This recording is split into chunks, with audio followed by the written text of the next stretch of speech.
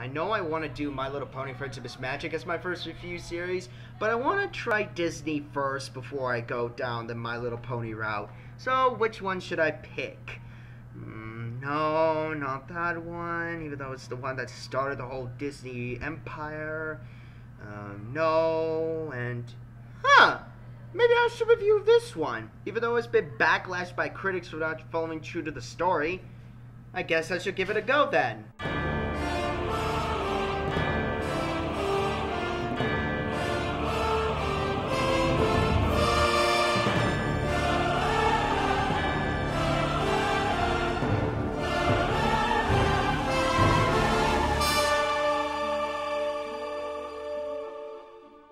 When it comes to Disney films, we expect films to have the typical happily ever after, and the cliche hero gets the girl's chick.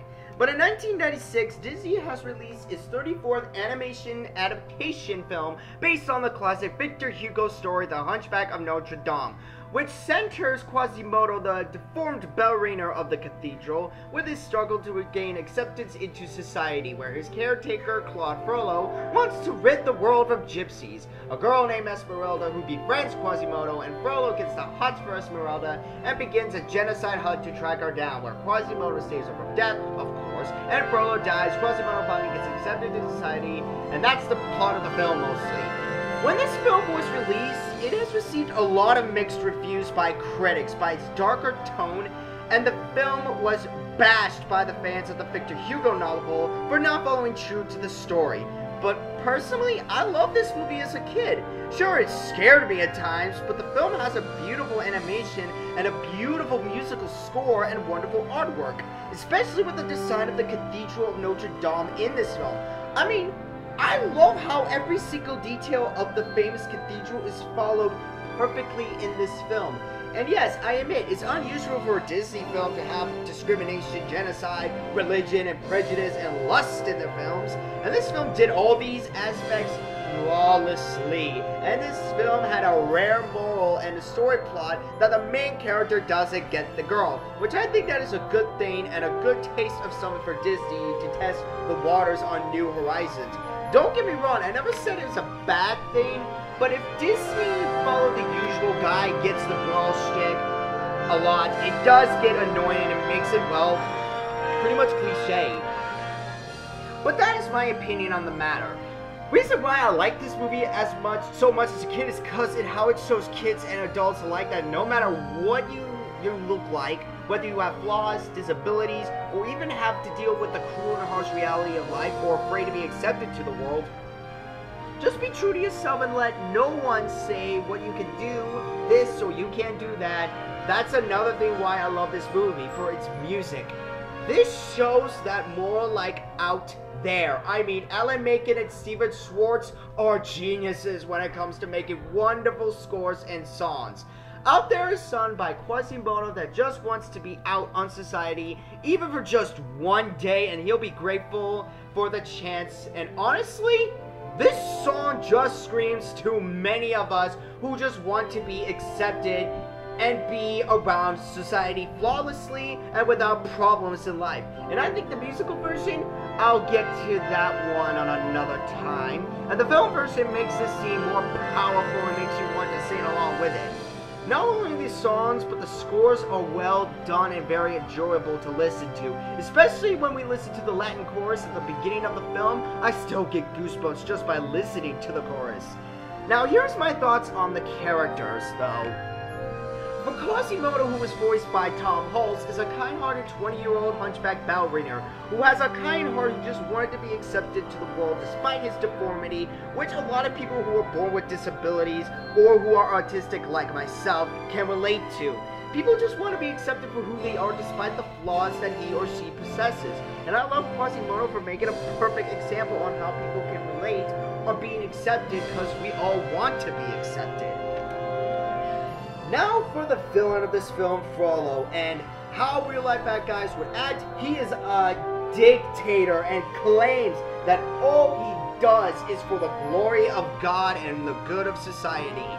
And he wants to rid the world from sin, and yet he killed Quasimodo's mother, almost killed Quasimodo, and he had lust for Esmeralda, nearly burned Paris in order to have her as his or he would kill her if he can't have her. He shows complete insanity due to his conflict with his religion, beliefs, and his lust for Esmeralda. He even tricked Quasimodo to leading him to her and trying to kill her, which of course Quasimodo saves her. But this shows how seriously dark and sinister Frollo is.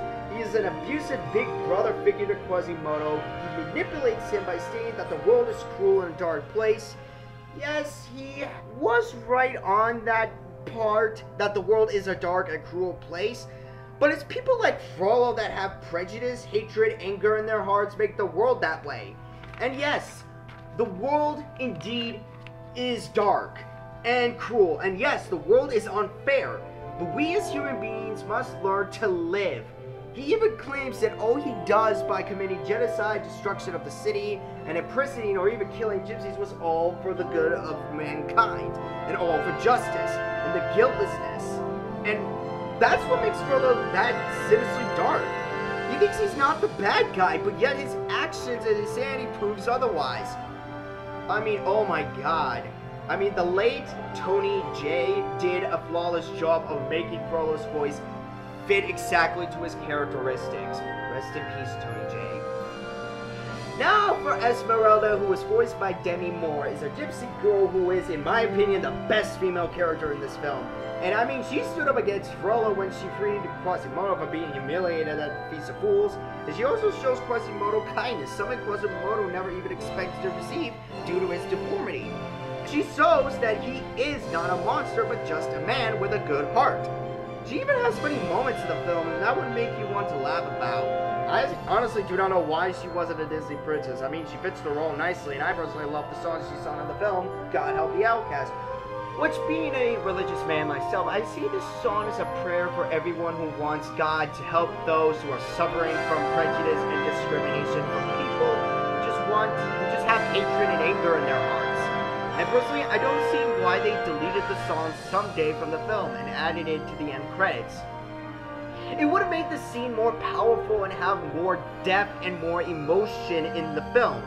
And yeah, I don't want to go into further details with Phoebus, because in my opinion, I just find him a bit of a cliche of a hero of the film. Now, I know people have a certain hatred for the gargoyles, but I actually like these characters.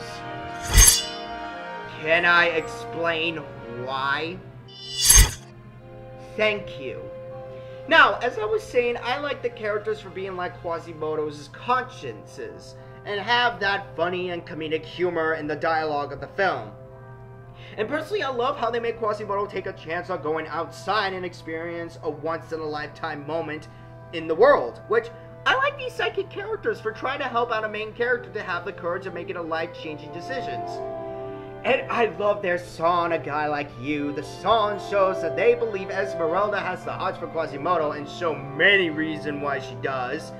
For critics and the Victor Hugo fans criticized the gargoyles was a bit of a stretch. But that is my opinion. I know a lot can agree with my opinion and those characters. When this film was released, and some critics and audience at the time praised the film for being the best animated feature since Beauty and the Beast, while some criticized heavily for not following true to the Victor Hugo novels, it is an adaptation. There's going to be changes in films based on novels, comic books, or even TV shows, may I add.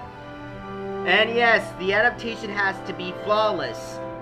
Unlike a certain one that is slow, the plot of the story, and makes its focus not related to the story at all. Oh, come on! I'm not the only one who thinks that Bella's obsession with her mom and her childhood was not that necessary. Sorry, I really did not like that live adaptation of Beauty and the Beast that much. Anyways, an adaptation of a novel doesn't have to truly follow the original source. And it's Disney, for goodness sake. They always have done their classic films based on adapted classical fairy tales. Take Frozen, for example. Let me finish! Thank you! Now, Frozen is not based on the Hans Christian Andersen tale, The Ice Queen, yet it became a major blockbuster hit, and it's quote-to-quote greatest animated musical since The Lion King. Lion King is much better. And yet it doesn't follow true to the original story of Hans Christian Andersen's tale. I mean, The Hunchback of Notre Dame introduced Disney to new heights on adapting classical fairy tales. You gotta give this film credit for that. I mean, I personally will look back into this old-time classic again and again, and I hope a new generation will love this animated classic as well, for its beautiful score, animation, and timeless characters. And personally, I really love how this film gave Disney new ideas on how to adapt their films based on fairy tales and folklore.